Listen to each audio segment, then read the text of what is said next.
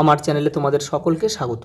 আজ আমরা ক্লাস 8-এর রায় ও মার্টিন প্রশ্নবিচিত্রা থেকে পরিবেশের দ্বিতীয় পর্যায়ক্রমিক মূল্যায়নের শেষ তথা 13 নম্বর স্কুল সলভ করব।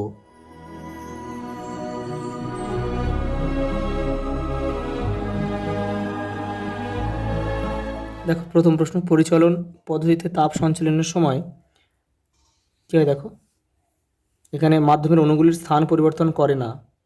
এখানে হবে অপশন, পরিচালনায় মাধ্যমের অণুগুলির স্থান পরিবর্তন করে, অপশন বি আমাদের সঠিক উত্তর হবে। যার গলনাঙ্ক নির্দিষ্ট নয় সেটির উদাহরণ হচ্ছে, এখানে হচ্ছে মোম। জলের ঘনত্ব কত? জলের ঘনত্ব হবে এখানে বরফের ঘনত্বের অপেক্ষা বেশি, সেই জন্য কিন্তু বরফ জলে ভাসে। বরফ গলনের লিনতাপ, অপশান সি আমাদের সঠিক উত্তর হবে। প্রদত্ত কোন ধাতুটি HCl এর সঙ্গে বিক্রিয়ায় H2 গ্যাস উৎপন্ন করে না? এটা হবে Cu। পরেরটা দেখো, একটা বিক্রিয়া দিয়েছে, দেখো এই বিক্রিয়ায় কোনটি জারিত হয়েছে? এখানে হবে, এখানে জারিত হয়েছে হচ্ছে Fe, যে সাথে যুক্ত হয়ে গেছে Fe। কোন ধাতুকে জলে ফেললে জ্বলে ওঠে? এটা হবে সোডিয়াম। বর্ষাকাল অপেক্ষা শীতকালে বাষ্পায়নের হার বেশি হয়। প্রদত্ত কোনটি মৃদু তড়িৎ বিশ্লেষ্য? এখানে হবে অপশান ডি আমাদের সঠিক উত্তর হবে, অ্যামোনিয়াম হাইড্রোক্সাইড। আর বাদবাকি যে তিনটে আছে এগুলো কিন্তু তীব্র তড়িৎ বিশ্লেষ্য। দেখো, শূন্যস্থান রয়েছে, দেখে নাও। ফারেনহাইট স্কেলের প্রাথমিক অন্তর কত? 212 মাইনাস, মানে ঊর্ধ্ব স্থিরাঙ্ক নিম্ন স্থিরাঙ্কটা বিয়োগ করলে উত্তর হয়ে যাবে 180। শূন্যস্থান পূরণ করো। যেসব পদার্থের আয়তন গলনের ফলে বৃদ্ধি পায়, চাপ বৃদ্ধিতে তাদের গলনাঙ্ক কী হয়? বৃদ্ধি পায়। এটা তোমাদের বইয়ের 35 নম্বর পেজে কিন্তু এটা রয়েছে। দেখো একটা কি দিয়েছে, দেখো এটা কিউ ইকুয়াল টু MST। এখানে টি কি নির্দেশ করে? এখানে টি হচ্ছে উষ্ণতার পরিবর্তন, উষ্ণতার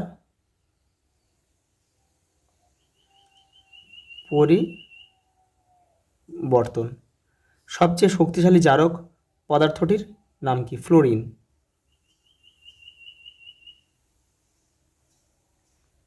একটি ঋণাত্মক অনুঘটকের উদাহরণ দাও। গ্লিসারিন। গ্লিসারিন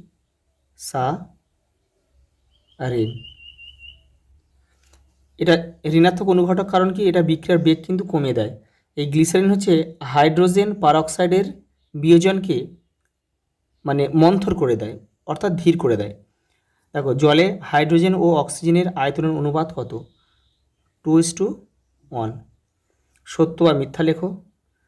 তড়িৎ বিশ্লেষণের সময় পদার্থগুলি কঠিন অবস্থায় তড়িৎ পরিবহন করে, এটা মিথ্যা, কারণ এটা গলিত বা দ্রবীভূত অবস্থায় কিন্তু এরা তড়িৎ বিশ্লেষণ করে। পরেরটা দেখো, বিজারণ হলে পরমাণু কোন আয়নে পরিণত হয়? ঋণাত্মক।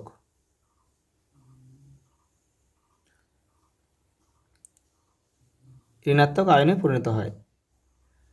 রেশম দিয়ে কাঁচদণ্ডকে ঘষলে কি ধরনের আধান উৎপন্ন হয়? এটা হবে কাঁচদণ্ডে হবে, এখানে লিখে দিচ্ছি, কাঁচ দণ্ডে হবে প্লাস, অর্থাৎ ধনাত্মক।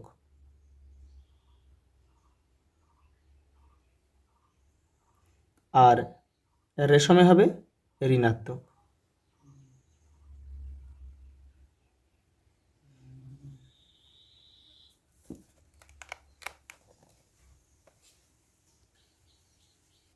পরের প্রশ্ন দেখো, থার্মোফ্লাক্সে জল গরম থাকে কেন? 45 নম্বর পেজ দেখো তোমাদের, এখান থেকে তোমরা এটা লিখে দিলে হয়ে যাবে। পরেরটা দেখো, একটা অঙ্ক দিয়েছে, 30 ডিগ্রি সি উষ্ণতার 200 গ্রাম জলকে ফোটাতে কত তাপ প্রয়োজন? দেখে নাও। দেখো, জলের আপেক্ষিক তাপ 1 ক্যালোরি, স্ফুটনাঙ্ক 100 ডিগ্রি সি। দেখো উষ্ণতার পরিবর্তন, দেখো 30 ডিগ্রি থেকে নিয়ে যেতে হবে 100 ডিগ্রিতে, তাহলে তাপমাত্রার পরিবর্তন হলো কত, 70 ডিগ্রি আমাদের প্রয়োজন। এবার দেখো প্রয়োজনীয় তাপের সূত্র এমএস, এটা যে উষ্ণতার পরিবর্তন। দেখো এখানে দেখো এম মানে দেখো ভর কত, ভর হচ্ছে এখানে দিয়েছে কত, ভর 200 অঙ্কে দিয়েছে। এবার দেখো আপেক্ষিক তাপ হচ্ছে জলের 1 আর উষ্ণতার পরিবর্তন 70, এগুলো গুণ করে দাও, 14,000 ক্যালোরি। ওটা দেখো প্রেশার কুকারে খাবার তাড়াতাড়ি সিদ্ধ হয় কেন, 38 পেজে দেখো, এই যে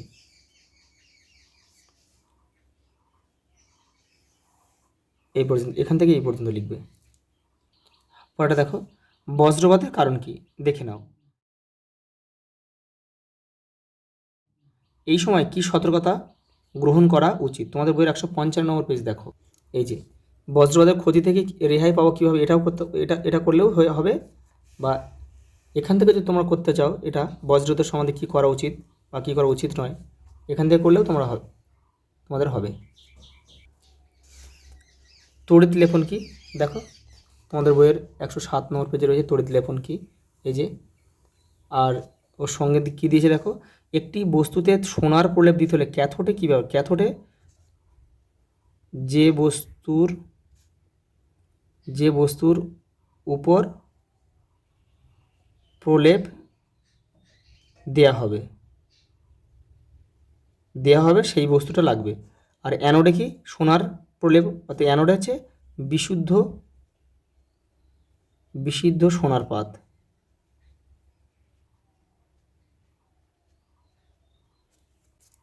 ও এটা দেখো বিশুদ্ধ জলের তড়িৎ বিশ্লেষণ করা যায় না কেন,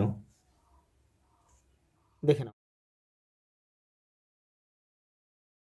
নিম্নোক্ত পদার্থগুলির মধ্যে কোনগুলি তড়িৎ কোনগুলি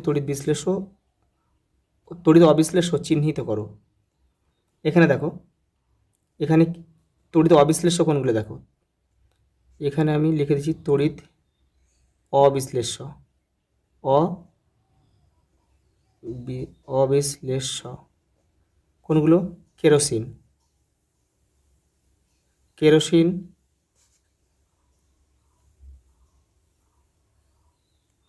তামা, এগুলো হচ্ছে তড়িৎ অবিশ্লেষ্য। আর বাদ বাকি কস্টিক সোডা আর ম্যাগনেসিয়াম সালফেট হচ্ছে তড়িৎ বিশ্লেষ্য।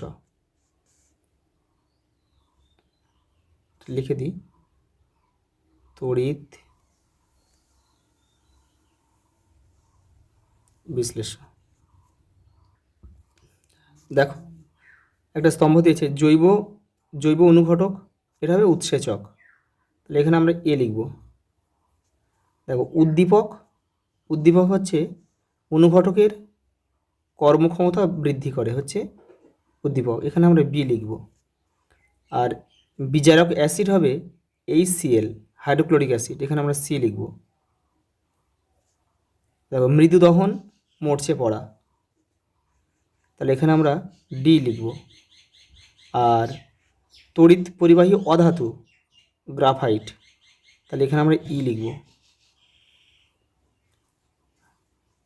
আর দেখো এফ, এটা কি হয়েছে, এটা জারণ, তাহলে এখানে আমরা লিখব এফ। দেখো পাঁচেরটা, এক টুকরো লোহাকে লঘু হাইড্রোক্লোরিক অ্যাসিডের মধ্যে ফেলা হলে কি ঘটবে বিক্রিয়া সহ উল্লেখ করো, একটি উভধর্মী অক্সাইডের উদাহরণ দাও, দেখে নাও। দেখো এক টুকরো লোহাকে লঘু HCl এর মধ্যে ফেললে ফেরাস ক্লোরাইড উৎপন্ন হবে এবং হাইড্রোজেন গ্যাস বুদবুদ আকারে নির্গত হবে, এই যে সমীকরণ। আর একটি উভধর্মী অক্সাইড হচ্ছে জিঙ্ক অক্সাইড আর অ্যালুমিনিয়াম অক্সাইড আমরা লিখতে পারি। দেখো বলছে বিক্রিয়াগুলো সম্পন্ন করো, এখানে দেখো NO+O2, তাহলে আমরা এখানে লিখতে পারি, দেখো এখানে আমরা লিখতে পারি 2NO2।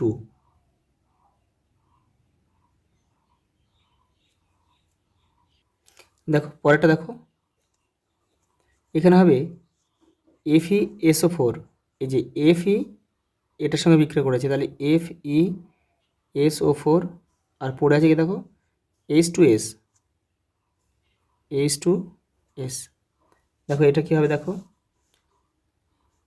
এটা হবে সিউটা আলাদাভাবে বসে যাবে, আর এখানে হবে পুরো H2O মানে জল, H2O।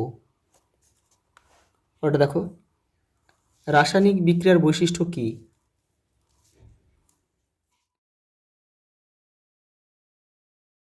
দেখে নাও। পরটা দেখো তাপমোচী ও তাপগ্রাহী পরিবর্তন বলতে কী বোঝো। এই দেখো তাপমোচী পরিবর্তন, এখান থেকে এটা লিখবে, একটা উদাহরণ দিয়ে দেবে, আর এখানে রয়েছে তাপগ্রাহী পরিবর্তন। পরে দেখো জারক পদার্থ বলতে কী বোঝো। এই দেখো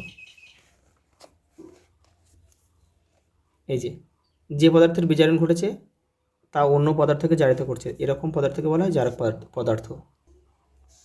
একটি উদাহরণসহ দেখাও যে জারণ ও বিজারণ একই সঙ্গে ঘটে। 98 পেজ দেখো, এই যে এটা করবে। দেখো লাইফ সায়েন্সটা দেখে নাও। একটি মাইনর কার্ভ হলো বাটা। ডেঙ্গু একটি ভাইরাস ঘটিত রোগ। দেখো মধুতে উপস্থিত ভিটামিন হলো vitamin A, vitamin C, vitamin D, vitamin B complex. দেখো মধুতে কিন্তু ভিটামিন এও থাকে, ভিটামিন সি থাকে, ভিটামিন বি কমপ্লেক্সও থাকে। তাহলে প্রশ্নটা একটু ভুল হতে পারে, এটা হবে মধুতে কোন ভিটামিন থাকে না, তখন আমাদের ভিটামিন ডি হতো। তা দেখো এখানে বলেছি যেহেতু মধুতে উপস্থিত ভিটামিন, দেখো ভিটামিন এও হয়, ভিটামিন সিও হয়, ভিটামিন বি কমপ্লেক্স হয়। তোমাদের বইয়ের 213 নম্বর পেজে দেখো রয়েছে এটা, এ দেখো। এছাড়া মধুতে দেখো vitamin A, vitamin B complex ও ভিটামিন সি থাকে। একটি বাক্যে উত্তর দাও। দেখো ম্যালেরিয়া রোগের বাহকের নাম লেখো। স্ত্রী,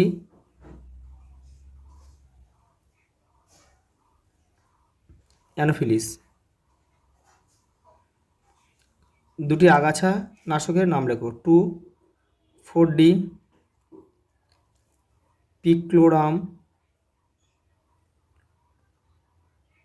পিক্লোরাম, ড্যালাপনও লিখতে পারো তোমরা, ড্যালাপন। দেখো একটি সিটার মুরগির উদাহরণ দাও, অর্থাৎ যেসব মুরগি ডিমে তা দেয়। তোমরা লিখতে পারো ব্রাহ্মা, কোচিন। ওটা দেখো মেজর কার্ভ ও মাইনর কার্ভের মধ্যে দুটি পার্থক্য। তোমাদের বইয়ে দেখো 215 নম্বর পেজে রয়েছে উত্তরটা। এই দেখো এই মেজর কার্ভ আর মাইনর কার্ভ, এখান থেকে তোমরা লিখবে। ওটা দেখো লিটার কি, 218 নম্বর পেজে তোমাদের বইয়ের উত্তরটা রয়েছে। এই লিটার দেখো এখানে এই বিচালি থেকে লিখতে হবে এই পর্যন্ত, পরের পেজে এই পর্যন্ত লিখতে হবে। পরটা দেখো শাখা কলম বলতে কী বোঝো। দেখো তোমাদের বই 207 নম্বর পেজে এইখান থেকে লিখতে হবে, যে করবি এখান থেকে তোমার লিখবে এই পর্যন্ত লিখবে। এই যে করা হয় একে শাখা কলম বলে। দেখো জৈব সার কেন অজৈব সারের থেকে বেশি ভালো। দেখো তোমাদের বইয়ে এখানে দেখো কত নম্বর হবে, 199 পেজে রয়েছে। এই যে দেখো এই যে এটা উত্তর 1, 2, 3, 4। দেখো চায়ের দুটি গুরুত্ব লেখো। 209 পেজে রয়েছে। দেখো এখানে অনেকগুলো গুণাগুণ রয়েছে, এখান থেকে তোমরা 2 কি 3টে করে নেবে। দেখো লাস্ট প্রশ্ন দেখো, মৌমাছির জীবনচক্রের চিহ্নিত চিত্র অঙ্কন করো। 213 নম্বর পেজে তোমাদের এই উত্তরটা রয়েছে, দেখে নাও। এই যে এইটা লিখতে হবে, এই জীবনচক্র এই ছবিটাও দিতে হবে এবং এটা লিখতে হবে। তোমাদের কিন্তু দ্বিতীয় পর্যায়ক্রমিক মূল্যায়নের পরিবেশের সব সেটগুলো আমি কমপ্লিট করে দিলাম, তোমরা এখান থেকে সব করে নেবে। সব ভিডিও যদি না পাও তোমরা চ্যানেলের প্লেলিস্টে যাবে, ওখান থেকে কিন্তু তোমরা ক্লাস 8-এর সকল ভিডিও পেয়ে যাবে। আজ এই পর্যন্ত, দেখা হবে পরের ভিডিওতে।